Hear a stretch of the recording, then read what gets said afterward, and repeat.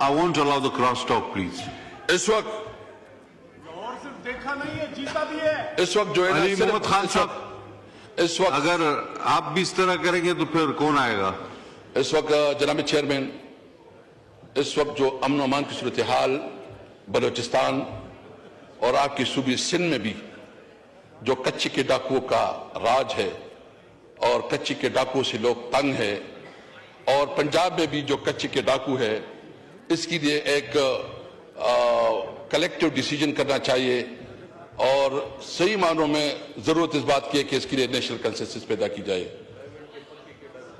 पाकिस्तान जिंदाबाद। देखिए असद केसर साहब, मैंने आपका माइक एक बार भी बंद नहीं किया, आपको कुछ याद आया नहीं आया? ये वक्त बदलता रहता है। रेजोल्यूशन पेश करना चाह रहे हैं डॉक्टर साहब। मैं अपने जो है, देखिए फिर अब इस तरह आप कहेंगे तो जब आप जी आप हफीज भाई थोड़ा इत्मीनान तसल्ली रखें, सब हो जाता है। देखिए अगर हम वो अडॉप्ट करें तरीका जो आपने रोशनास कराया था, तो उसमें सारी पार्टीज के बाद एक बार अपोजिशन को बारी मिलती थी। अगर मैं वो अडॉप्ट करूंगा तो वो आप खुद कहें, देखिए आज आप उसके फेवर में नहीं है ना, आज आप अपने तरीकेकार के फेवर में नहीं है, लेकिन मैं कोशिश करूंगा कि हम सारी तरफ से इनपुट लेते जाएं इस प्रेसिडेंट रेजोल्यूशन पे। अच्छा, आप एक करारदाद पेश करना चाह रहे थे डॉक्टर साहब, वो पहले पेश कीजिए। शुक्रिया जनाब स्पीकर। आज अच्छा हुआ कि कम अज कम जो बलूचिस्तान की इस वक्त एक बर्निंग इशू है और जो जहाँ पर एक्सप्रेस का जो वाकया हुआ है, सबसे पहले तो हम इसकी भरपूर मजम्मत करते हैं और हमारी जो शहदा हैं वो सिविलियन हैं, वो हमारे फोर्सेस के जवान हैं, उनके साथ दिली हमदर्दी का इजहार करते हैं और ये समझते हैं कि इतनी बड़े सानहे पे यहाँ एक दिन नहीं, कम से कम तमाम पार्लियामेंटेरियन को ये मौका मिलना चाहिए कि उसके ऊपर बात करें ताकि इस मसले की तह तक पहुंचा जा सके। इस मौके पे अभी थोड़ी देर पहले जो डिफेंस मिनिस्टर साहब है, हम तवक्को कर रहे थे कि वो को भी बात करेगा, वो इस इशू पे अपना जो मौकिफ है वो बताएगा या जो वाकयात है उसकी डिटेल बताएगा और पार्लियामेंट को एतमाद मिलेगा। लेकिन उनकी दिल दिमाग पे पीटीआई सवार है, सोशल मीडिया सवार है। चाहिए तो ये था कि आप आज एक माहौल बनाते, आप बात करते एक नेशनल कंसेंसस की, लेकिन इसकी बजाय ख्वाजा साहब जो है ना मैं आपकी तकरीर आप सुना दे, इस पे कितनी दफा उन्होंने बलूचिस्तान का जिक्र किया और इस पे अफसोस का इजहार किया है। उसको सब कुछ जो है ना वो पीटीआई के ऊपर जो वो इल्जाम तराशी करने पे तुला हुआ है। अगर इनकी अंदर कोई भी अखलाकी जुर्रत होती, अगर कोई भी इसके अंदर जो है ना एक कोई शर्म और हया होता, आज वो ये कहता कि मैं रिजाइन करता हूं और मैं जो कम से कम ये बदतरीन सिक्योरिटी फेलेवर है, ये इंटेलिजेंस फेलेवर है।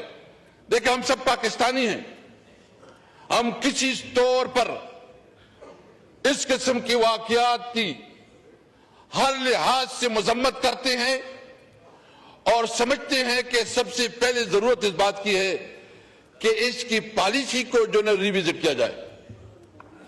आपने सबसे पहले देखना है कि आपकी इस वक्त जो मुल्क में दहशतगर्दी का, जो मुल्क में इस वक्त जो खासकर हम अमन व अमान की सूरत हाल है, इसकी बुनियाद क्या है? जब मुल्क में कानून न हो, جب ملک میں آئین نہ ہو, جب کسی اداروں کا احترام اور رسپیکٹ نہ ہو, جب پارلیمنٹ جو ہے نا صرف ایک برائے نام پارلیمنٹ بن جائے, اور وہ پارلیمنٹ جناب چیئرمین, وہ پارلیمنٹ ہم سمجھتے ہیں کہ اس وقت اگر بلوچستان اسمبلی میں یا نیشنل اسمبلی میں جو نمائندگی ہے وہ عوام کی نمائندگی نہیں ہے, وہ فارم 47 کی نمائندے ہے, وہ عوام کی نمائندے نہیں ہے. جب آپ اپنے اصلی نمائندگان کو آپ ان کو جیلوں میں ڈالیں, آپ اس کو پارلیمنٹ سے باہر رکھیں اور ان لوگوں کو پارلیمنٹ میں رکھیں جس کا عوام کے ساتھ کوئی تعلق نہیں, تو یہ بتاؤ وہ ملک کو کیسے چلائے گی؟ وہاں پالیسیاں کیا پالیسی ہوں گی؟ کیونکہ اس وقت سب سے پہلی جو کہ ایک فراڈ الیکشن ہوا ہے, ایک جعلی طریقے سے جو ہے نا اسمبلی وجود میں لائی گئی ہے, اور وہ لوگ اسمبلی میں بیٹھے ہیں جس کے پاس حق نہیں ہے کوئی اسمبلی میں بیٹھے, اس کے پاس حق نہیں ہے کہ وہ حکومت بنائیں, وہ عوام کی نمائندے نہیں ہے. ہم سمجھتے ہیں اس لیے کہ اس پارلیمنٹ میں اس وقت وہ قوت, وہ طاقت نہیں ہے کہ عوام کی نمائندگی کرے. اس لیے ہم نے مطالبہ کیا کہ فوری طور پر ری الیکشن کروائے جائے, فیئر فری الیکشن ہو, اور صحیح عوام کی نمائندگی جو ہے اس کو موقع دیا جائے, اور پارلیمنٹ کو تب طاقت مل سکتی ہے. آپ دیکھیں کہ بلوچستان کی ایشوز کیا ہیں. آپ نے کبھی ادھر جو ہے نا, اگر آپ اس کو اپنی نمائندگی نہیں دیتی, آپ اس کے حقوق نہیں دیتی, آپ اختر مینگل جیسے ایک پاکستان اور آئین کے اوپر یقین رکھنے والے کے اوپر, ان کی پوری پارٹی کے اوپر پرچے کرے, 1700 لوگوں کے اوپر پرچہ ہوا, لوگوں کو گرفتار کیا گیا. ہمارا عادل بادئی جو ایم این اے ہے یہاں سے بیٹھا ہوا ہے ادھر, اس کے گھر پہ چاپے پڑ رہے ہیں, وہ پولیس اور انتظامیہ اس پہ لگے ہوئے کہ کیسی پی ٹی آئی کو توڑے, کیسی پی ٹی آئی کو کمزور کرے, اور اس کی جو اصل کام ہے کہ وہ سیکیورٹی دے, تحفظ دے, امن قائم کرے, اس پہ مکمل طور پر ناکام ہے. تو اس موقع پہ پی ٹی آئی سمجھتی ہے کہ اس وقت یہ سب معاملات جو ہو رہے ہیں یہ انکانسٹیٹیوشنل کردار کی وجہ سے ہو رہے ہیں. ملک میں نہ کوئی آئین رہا, ملک میں نہ کوئی آئین رہا, نہ کوئی قانون رہا, نہ کسی اداروں کے کوئی رسپیکٹ ہے. ابھی آپ دیکھ رہے ہیں کہ اس وقت جو بے روزگاری بڑھتی جا رہی ہے, آپ کے تعلقات ایران کے ساتھ جو آپ کے خارجہ پالیسی ہے, آپ نے اپنے خارجہ پالیسی کو ریوزٹ کرنا ہوگا. آپ کی ایران کے ساتھ تعلقات خوشگوار نہیں. آپ نے افغانستان کے ساتھ جو تعلقات بنائے اور جس طرح وہاں ٹریٹمنٹ ہو رہی ہے وہ انتہائی افسوسناک ہے.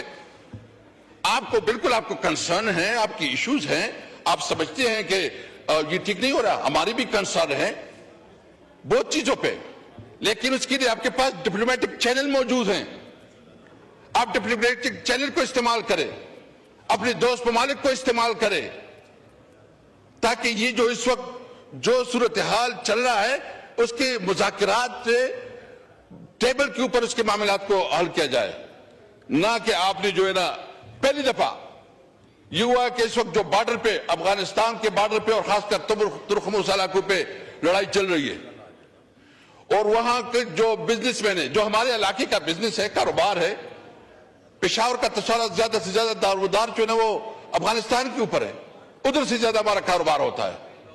ہمارا زیادہ رابطہ جو یہ ایک تاریخی طور پر یہ روٹ, یہ تو Samarkand, Bukhara, central Asian countries, Russian state, یہ یہاں تجارت کے لیے آتی تھی اور ہماری اکانومیز پہ چلتی تھی.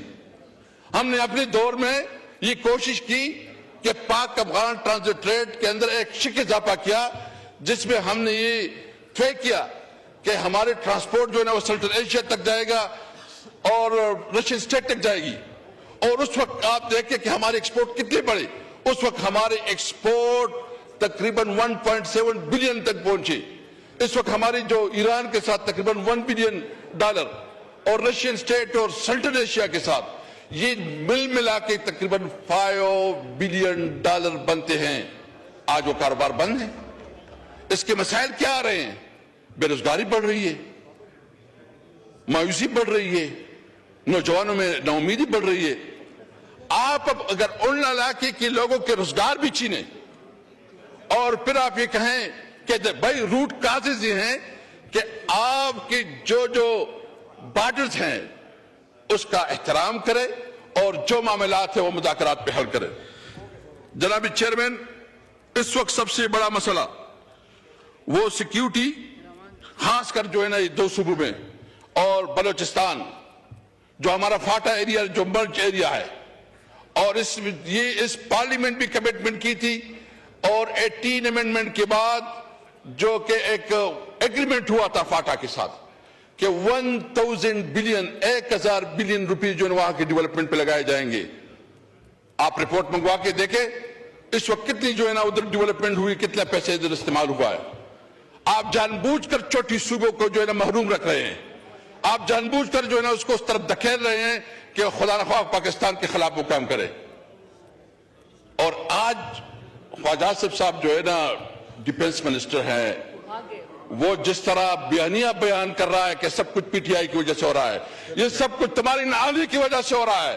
تمہارے اندر وہ کیپیسٹی نہیں ہے، تمہارے اندر وہ صلاحیت نہیں ہے. چاہیے تو یہ کہ اس معاملے پہ ہم کسی طور پر، ہمارے لیے سب سے پہلے پاکستان ہے. ہم اپنے اداروں کو مضبوط دیکھنا چاہتے ہیں. ہم ایک مضبوط پاکستان ہم سمجھتے ہیں